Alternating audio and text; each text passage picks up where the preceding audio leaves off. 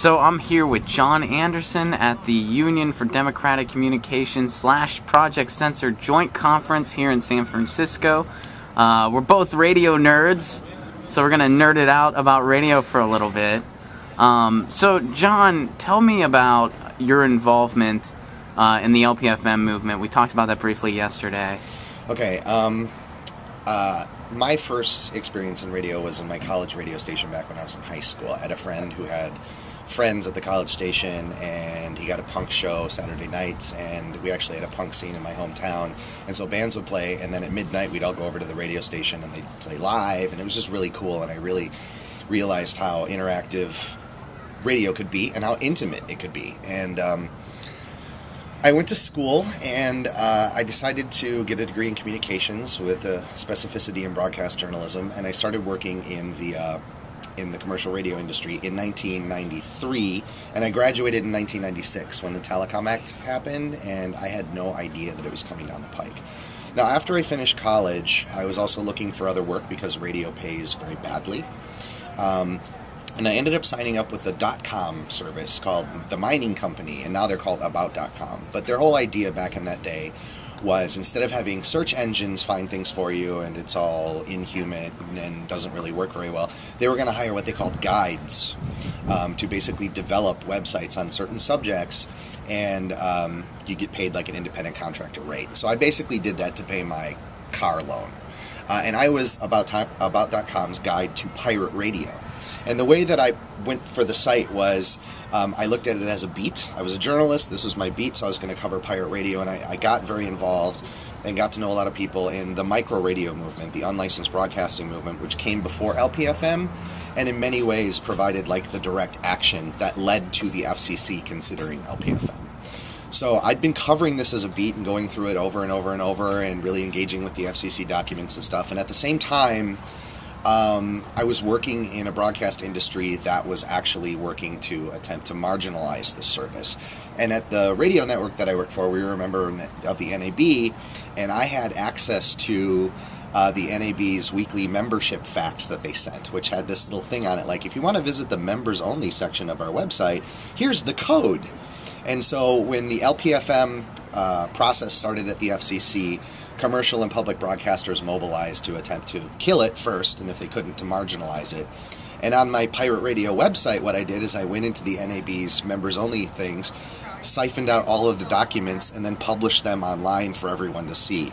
And the closer we got to actually seeing LPFM become a reality, the more I realized that I could no longer morally and ethically work within an industry that was restricting what I thought was one of the coolest types of radio that had ever come down the pike. So in 2000, I quit my job as a radio journalist. I started a pirate radio station in Madison, Wisconsin, successfully ran it for close to 5 years with no FCC intervention.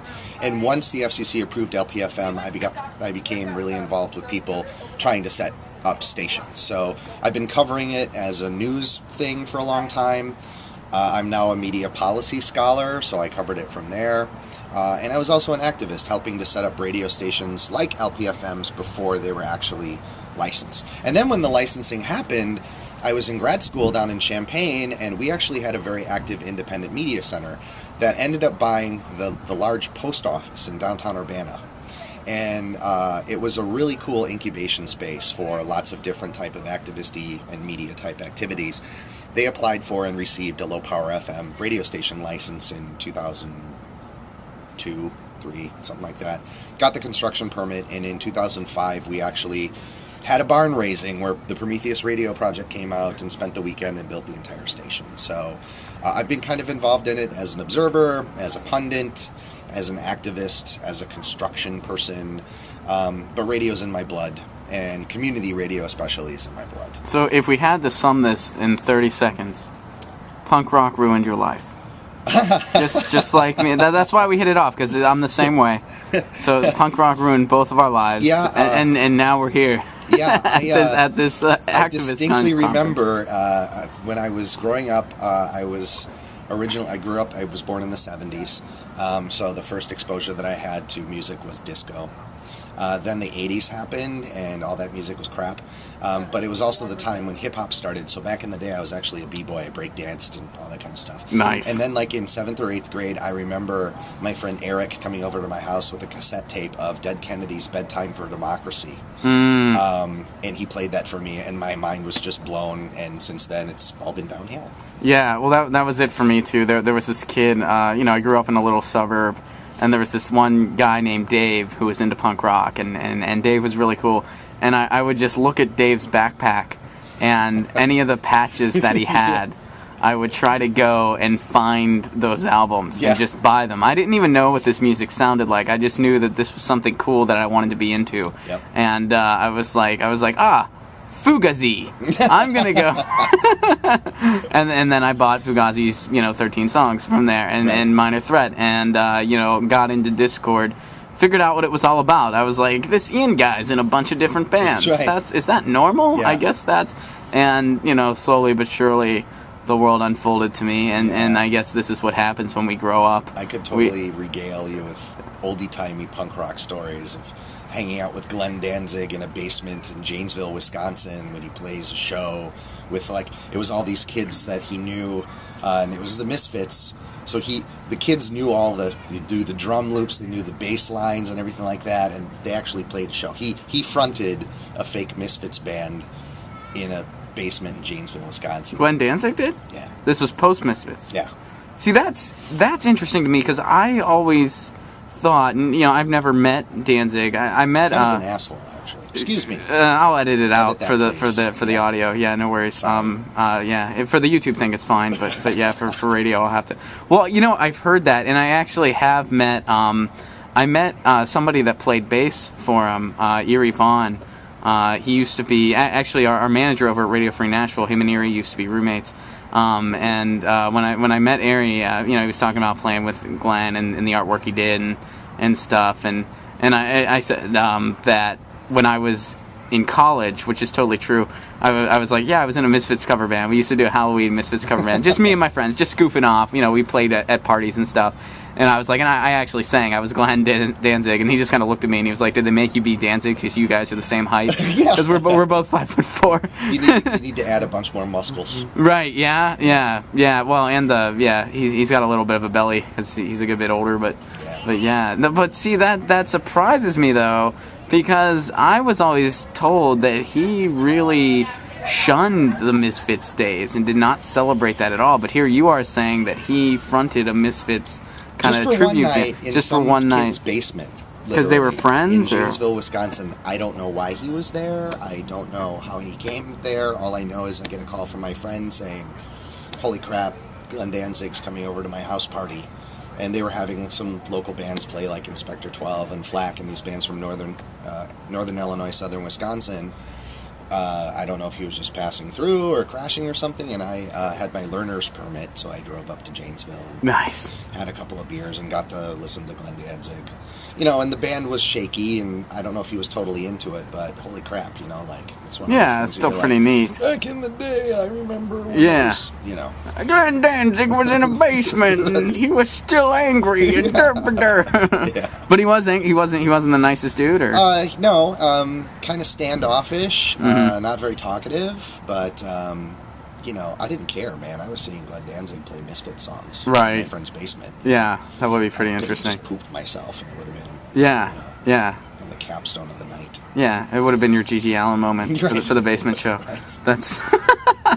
That's awesome. So, radio. Yeah, back to radio. Yeah. Punk rock ruined my life. Radio had something to do with that. Yeah. Next thing you know, here I am. And ironically enough, punk rock was often dismissed by the radio. Yeah. Even at a lower level. Yep. So, but no, that's very interesting. So, you left radio and then went into academia. There was no kind of bleed over there. It was a straight up, okay. I actually applied to grad school. I used to be married, surprise, once upon a time. And my wife at that point was going to library school. And so I decided, what the hell, I'll apply to grad school as well. I didn't get in. And I think that was because I didn't really know what I wanted to do with myself. But after the LPFM debacle kind of happened, and I decided I had to leave the career that I was in, I had a lot more that I could offer to a graduate program. So my first cover letter was all, a bunch of platitudes, blah, blah, blah. My second cover letter started with, I am a refugee from the Telecommunications Act of 1996. Oh, that's beautiful. And I want to know why. Right, and at that point they're like, "Come on in." Was this Illinois then? This was Wisconsin. I did my master's Okay. at the University of Wisconsin-Madison. So a similar, very media active Yep. place. I mean, Wisconsin, Hotbed, Illinois, hotbed of Indiana, media. Michigan State. Yep. I mean, those are all kind of like the NYU. Yep.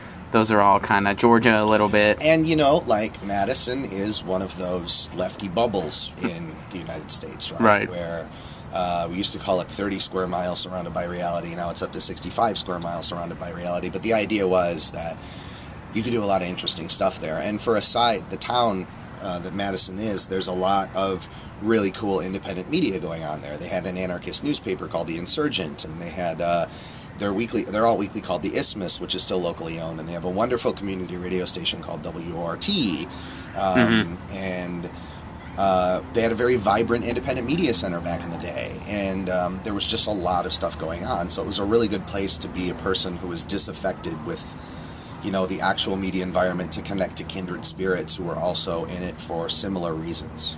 Nice. So when you had your pirate station there, I mean, what did you build to the point where was it paying your bills? Was it a financially? God, no. Oh, okay. No. It was just a hobby. Yeah, it was kind of a hobby. It was Passion. kind of a crusade. What I did was I had a completely portable station, so I could pack all of the equipment basically into 2 duffel bags, and I had a military surplus antenna mast made out of 5 feet aluminum tubes that were tapered all at one end, so you could put them in this tripod thing, and that was 3 legs, and then you took the rest of them and you assembled them together and put it up. So any place where you could get clear sky, not a tree around or anything, I could essentially put everything in my trunk, drive to a location, and put the station on the air. And that's what I did. And there's actually a guy from Japan called Tetsuo Kogawa who back in the 1970s really got involved in radio as an art medium and as an activist medium, and he started hosting these things in Tokyo called radio parties, where he kind of did the same thing. He found people to basically host his station for a night, right? And they invited people over, and there were drinks and stuff, and he set it up in their kitchen, and he gave a little spiel about what it is that we're doing here, and then he just turned the microphone over to people to do whatever they wanted. And because Tokyo is so population dense, you could use like a 1-watt transmitter and cover tens of thousands of people, and because it was hyper local, people would come over. They'd hear it on the radio, and then they'd come over and actually participate. So that's what I did. It was it was a creative outlet and things like that, but it was also an evangelistic thing. Like, radio it goes back to the whole idea of radio being an intimate medium. It's something that can create person-to-person connections, and there's no better way to demystify a technology than to put it in the hands of people, right? And if you think about broadcasting, it's popularly conceived of as a one-to-many medium, and it's esoteric enough that the common person really can't understand it. Well, guess what? You really don't need to know how radio works except for some basic principles. And once you give someone the microphone, and they realize, oh my gosh, I'm actually able to do really neat things, and it's very empowering, it just completely changes paradigms. And so it was a social occasion in a lot of ways, but birthdays, holidays, bar mitzvahs, blah blah blah. I'd just take it wherever people were willing to, wherever they were willing to listen. In 2002,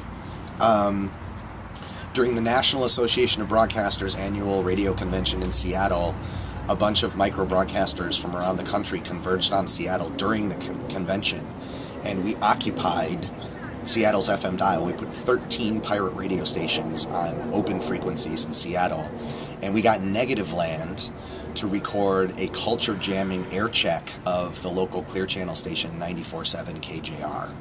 And the hook of it was KJR plays the best of the 60s and 70s, but if you look at their playlist, it was mostly 1980s. So nice. This fake DJ, Jack Dickovich, as far as you're concerned, did like a telescoped air check where he's like, KJ, and they pulled like the bumpers from KJR, so it sounded like KJR Seattle channel, whatever, and they pulled that off the air, and then they put this fake show together saying KJR plays the best of the 60s and 70s, and here's a song from 1983. It's Toto.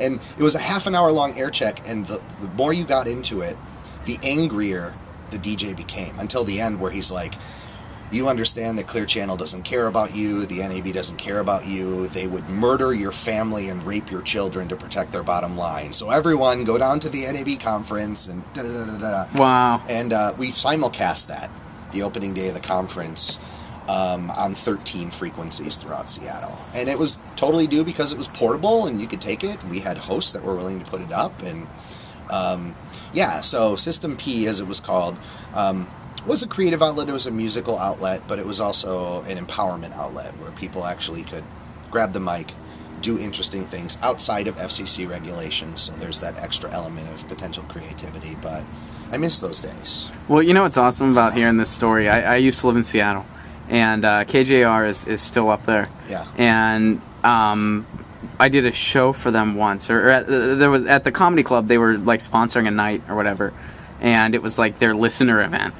And nobody showed up except for like people affiliated with the station, and they were one of the worst audiences I've ever faced in my career. Yeah. Just to where I hear those three letters, I just cringe. It was just like a handful of account executives that realized their project failed and no one came to their event. They lost money, and they were just ticked off and bitter and angry and in their 40s, and maybe not enough because they were not having it. And I was, granted, part of it was on me because I was pretty new and wasn't really equipped to handle that situation, but it was just the longest 8 minutes of my life. And and I still think about that every now and again. I'm like, man, I'll never forget.